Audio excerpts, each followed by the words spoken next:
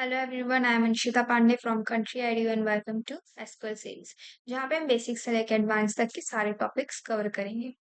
तो अभी तक हमने देखा था ओवरव्यू कि हम क्या क्या पढ़ने वाले हैं, और फिर उसके बाद हमने डेटाबेस के बारे में समझा था और उसके टाइप ऑफ डेटाबेस समझे थे। जहाँ पे हमें एक चीज समझ में आई थी, जो एसक्यूएल होता है वो रिलेशनल डेटाबेस में काम करता है। अब एसक्यूएल क्या होता है उसके बारे में देखते हैं। SQL is structured query language used to store, manipulate, and retrieve data from the relational database management system. Structure जो एसक्यूएल होता है ना, वो एक स्ट्रक्चर क्वेरी लैंग्वेज होता है। ये एक लैंग्वेज होती है किसकी, रिलेशनल डेटाबेस मैनेजमेंट सिस्टम की। यानी कि जैसे कि हमारी इंडिया में बहुत सारी लैंग्वेजेस होती है, ठीक है, वैसे ही कंप्यूटर्स की भी बहुत सारी लैंग्वेजेस होती है।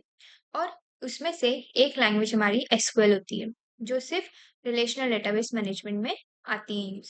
ये क्या करती है, डेटा को स्टोर करने में, यानी कि रिट्राइव करने में, यानी कि उसको देखने में, मैनिपुलेट करने में, यानी कि मॉडिफिकेशंस करने में इनमें हेल्प करती है। ठीक है, ये कोई डेटाबेस नहीं होता, ये एक लैंग्वेज होती है जिससे हम डेटाबेस को इंटरेक्ट करते हैं।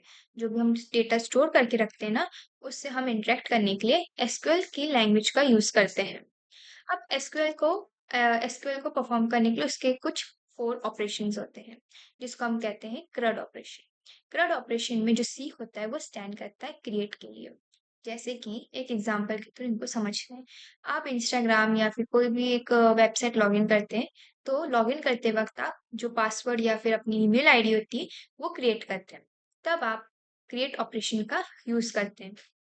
फिर उसके बाद आप उसको जो भी आपने पासवर्ड सेव कर रखा होगा, कुछ भी कर रखा होगा, वो पासवर्ड या ईमेल आईडी अगर आपको देखना है जाके कि आपने उसमें क्या किया है, पासवर्ड क्या है, तो अब आप रीड ऑपरेशन का यूज करते हैं।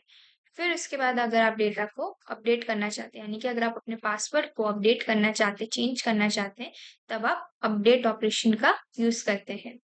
फिर उसके बाद डिलीट आता है, जब आपको डिलीट करना होता है अपना पासवर्ड या आपको अपने आईडी ही, अकाउंट, ये सारी चीजें डिलीट करनी होती है, तब आप डिलीट ऑपरेशन का क्या करते हैं, यूज करते हैं।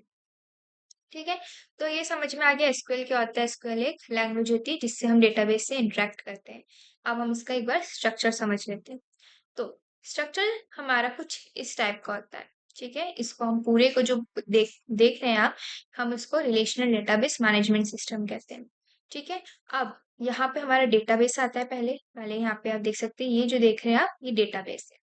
फिर आती है टेबल। ये जो आप पूरे में देख रहे हैं, ये हमारी ऐसी जो रोज एंड कॉलम्स टाइप का बना है, ये हमारी टेबल होती है।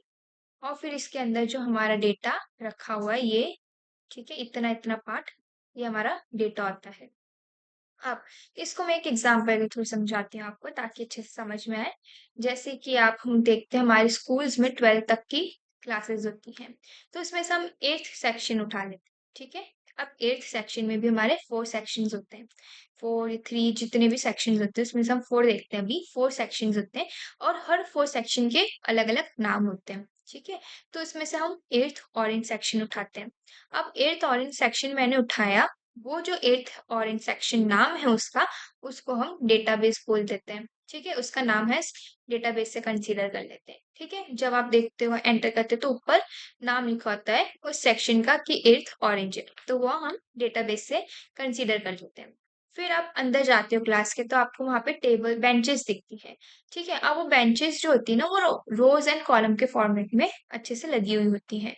तो वो जो होता है ना, हम उसको टेबल्स के थ्रू नाम कर देते हैं। ठीक है, उसको हम टेबल्स नाम दे देते हैं, क्योंकि हमारी जो टेबल होती है ना, वो भी एक रो एंड कॉलम के फॉर्मेट में स्टोर करती है। अब अब अब आप अंदर गए, वहां पे आपने बेंचेस देखी। अब बेंचेस के ऊपर हम जाते हैं, बैठते हैं और पढ़ाई करते हैं।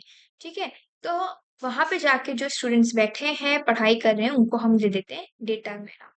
तो वहां पे उसको मैंने डेटा नाम दिया।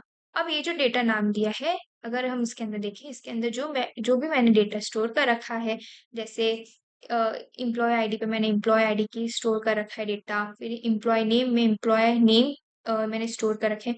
वैसे डिफरेंट डिफरेंट मैंने यहाँ पे डेटा स्टोर कर रखा है, तो उसको मैं नाम दे देती हूँ डेटा।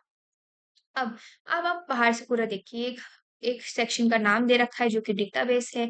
फिर हम अंदर गए तो बेंचेस थी वहां, जो कि एक रोज एंड कॉलम के फॉर्मेट में लगी हुई थी। वहां पे जाके स्टूडेंट्स काम करते हैं, बैठते हैं, पढ़ाई करते हैं, वो एक डेटा हो गया। तो ये जो होता है ना पूरा स्ट्रक्चर, इसी को हम कहते हैं रिलेशनल डेटाबेस मैनेजमेंट सिस्टम। और ये जो पूरा होता है ना, ये हमारा एसक्यूएल का स्ट्रक्चर होता है। ठीक है, तो हमने एसक्यूएल का स्ट्रक्चर भी समझ लिया है। अब हम नेक्स्ट वीडियो में बाकी चीज़ें देखेंगे एसक्यूएल के बारे में, जो कि यूज़ की जाती है, जिसमें हम टेबल को क्रिएट करना सीखेंगे कि डेटाबेस क्या होता है, डेटाबेस कैसे क्रिएट करते हैं, ठीक है? और उनका प्रैक्टिकल इम्प्लीमेंटेशन देखेंगे। Thank you.